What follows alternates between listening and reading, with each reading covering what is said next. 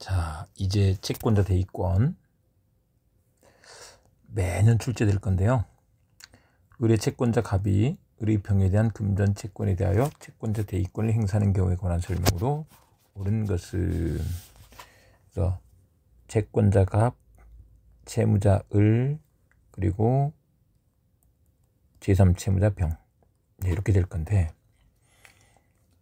3번에 보시면 갑이 병을 상대로 채권자 대위권을 행사한 경우 갑의 채권자 대위 소송의 제기로 인한 소멸시효 중단의 효력은 의뢰병에 대한 채권에 생긴다. 맞죠?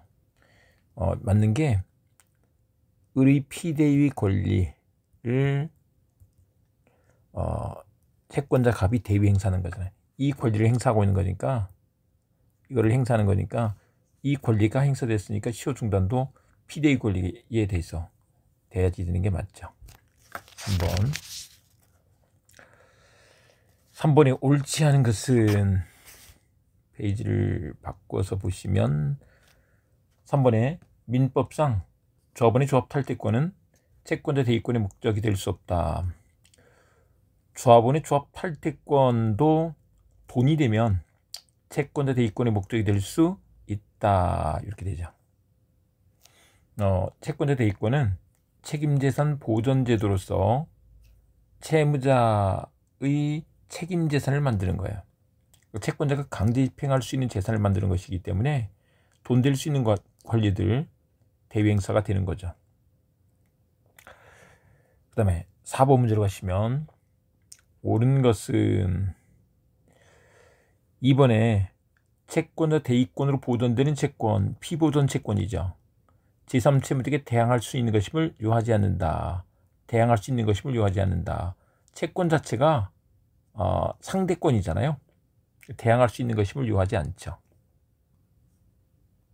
그 다음에 5번 보시면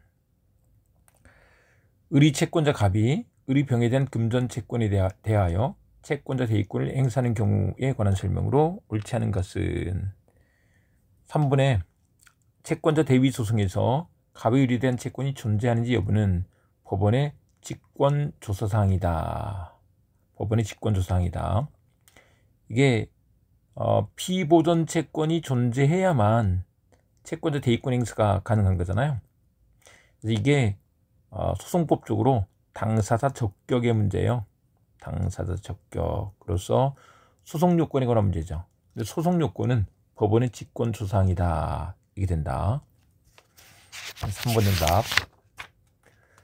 그 다음에 6번 문제로 가시면 갑은 을에 대해 1000만 원의 금전채권을, 을은 병에 대해 500만 원의 금전채권을 가지고 있다. 갑이 병에 대해 채권자 대위권 행사하는 경우에 관한 설명으로 옳지 않은 것은 3번에 을이 갑으로부터 대위권 행사 통지를 받은 후 병에 대한 채권을 제3자에게 양도한 경우 을은 이를 가지고 갑에게 대항할 수 있다.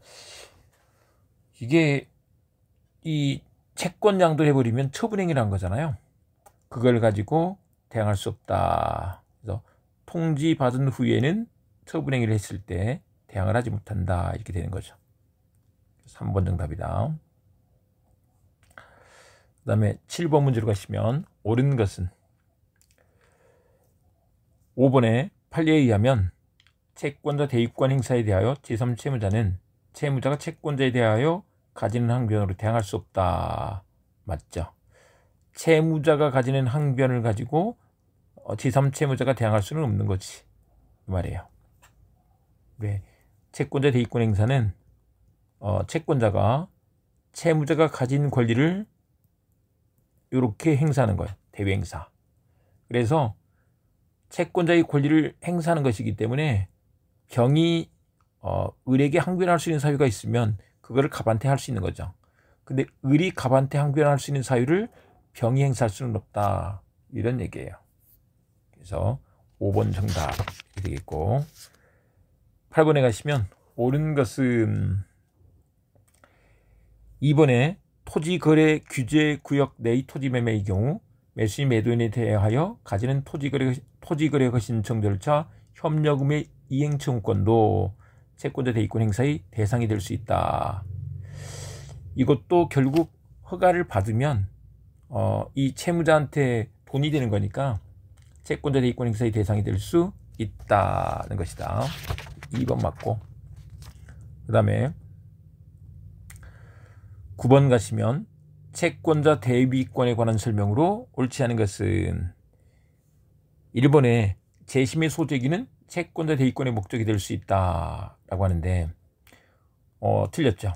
우리 소송법상 권리도 채권자 대위권의 대상이 돼요. 근데 개개의 소송상 행위에 대해서는 안 되지. 그런 차원에서 상소제기, 재심의 소제기 이런 것들은 안 된다, 이런 얘기예요.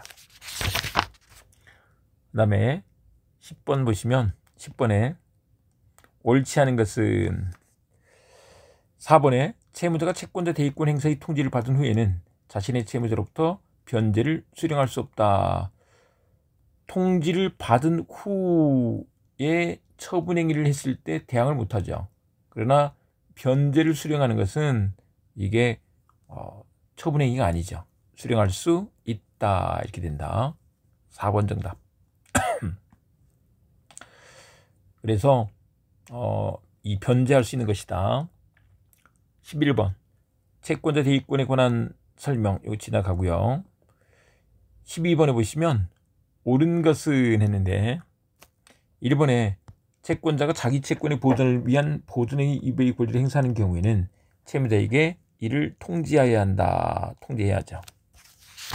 네, 되겠고, 그 다음에 13번 틀린 것은 4번에 채권자 갑이 채무자 을을 대위하여 제3채무자 병에게 그 명의 소유권 유등기 말소 절차를 직접 자기에게 이행할 것을 청구한 경우 법원은 병에 대해서 갑에게 직접 말소 등기 절차 이행하도록 명할 수 있다, 이렇게 된다. 예, 명할 수 있는 것이다. 대위권 행사를 하는 거예요. 예, 잘못되는 것이 아니다. 자, 이렇게 되고요.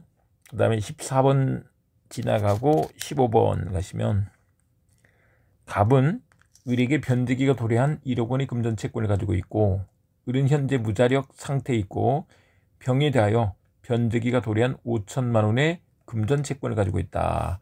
갑이 1억짜리 채권을 가지고 있고 을이 병한테 5천만 원짜리 채권을 가지고 있다, 이런 얘기죠. 옳지 않은 것은 여기서 5번 보시면 갑이 병에게 채권자 대위 소송을 제기한 경우 을은 소송 당사자가 아니므로 을의 병에 대한 채권은 소멸시가 중단되지 않는다. 채권자 대위 소송은 을의 권리를 행사하는 거예요. 그래서 을이 병한테 갖는 채권, 을의 병에 대한 채권이 소멸시가 중단된다, 이렇게 되는 거죠. 5번 정답이다. 네, 여기까지 해두시고요. 다음 시간에 채권자 지속권 보겠습니다.